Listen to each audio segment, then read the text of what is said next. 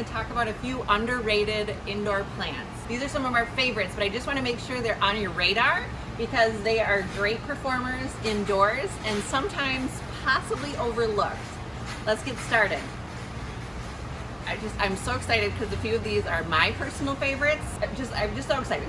I love bird nest ferns. So bird nest ferns are the genus Asplenium, and this one is the Victorian bird's nest fern. Unlike kind of your traditional ferns with a more papery leaf, these are really tough and they do really well in lots of light conditions in the home. I have them from low light all the way to bright light. You don't want to have direct sunlight right on leaves because they could burn, but they'll let you know by getting a little bit of a coppery tinge to the leaves. That's kind of a sunburn.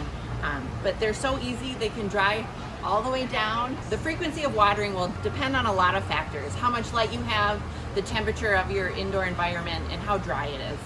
So this one's a great one for beginners, and it's just, I love how elegant it is. You can have it on a table as kind of a centerpiece, or even in a hanging pot, because these leaves will kind of come down as they get bigger. All the leaves originate in the center, and so they're really fun to watch them unfurl. They kind of unfurl in this little curly Q, which is super cute. So yep, bird's nest fern. Next is one that I think is highly overlooked and underrated, and this is a Ming Fern. It's in the asparagus fern family. I have been very successful with this plant over time. It has lost some foliage and dropped some, but that's okay. Again, it can tolerate low light up to bright light. Very tolerant of drying out. However, the drawback there is if it dries out too much, it'll lose leaves, and they're teeny tiny leaves, so it becomes kind of messy. So you can keep this one evenly moist, watering it about once a week indoors. You can see that the roots have these super thick kind of quality here. Those are like little water storage tubers, or vessels, if you will, that are common in the asparagus fern family, and that's what makes them so tough. I gotta go here next because this is another of my, this is in my top 3. So this is a type of bromeliad. It's the Regalia family of bromeliads. So bromeliads, as we know, are epiphytic plants. So out in their natural habitat, if you will, they like to grow on the trunks of trees, etc. They're pretty tolerant of drying way down and then becoming very saturated and everything in between. I love the bromeliads in the Regalia family for their very pretty foliage. This variety is specifically called Hannibal Lecter, which is kind of creepy, but look at those serrated leaves on the side. Nobody's gonna be messing with that. They don't grow very quickly, hardly at all, but when they do, they put out kind of like a pup, like a little mini version of itself over here, and you can actually propagate those. This one has a really nice root structure. It's kind of fun to get in here and look. You can see all the root hairs here, and that's just like roots at work. Those little root hairs really increase the surface area, making them very efficient. This is the Agave Blue Glow, and again, no one's messing with this one. It has some spines here to protect itself. This one's very beautiful because it has the really pretty greenish blue foliage color. Agaves, I would say, are a slower grower. They're going to want bright light because they are a type of succulent, but because they're slow growing, they're not going to be super picky. Let these guys dry all the way out before you water them. Loving them too much is going to just not be so good. So let them dry all the way out before watering, and these would be great in combination with other succulents, and I just think they're really pretty because they're so structural and well behaved. Next, we're going to move into the Philodendron family, and we love the Philodendron family for its diversity, trailing, upright, spreading, base shapes, all different flavors in the Philodendron family. They are beloved to all of us plant parents, but here are some of our favorites that maybe aren't the first choice. Don't overlook them.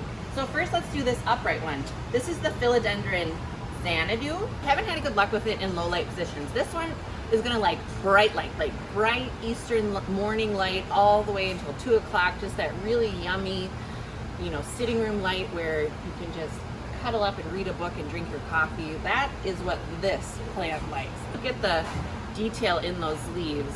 I mean, it has to work hard to create all those lobes, right? Anyway, the new growth is going to come out of the center. You can see all that shiny new green growth is so cute. right in the center. When you take these home, you know, out of the greenhouse environment, they will lose some leaves and thin out a bit, but I think that's kind of the magic of them, is they'll take on a personality that kind of fits the environment that they live in. And the other cool feature is, you know, we know philodendrons, like bromeliads and a lot of the other tropical plants, they do live and dwell in trees in really weird places. So they have these cool adaptations like air roots. Oh my, look at that. There's a bunch of them in here. Look at this one is getting ready to go. So how fascinating is that? In a larger pot, you're gonna need to water less frequently.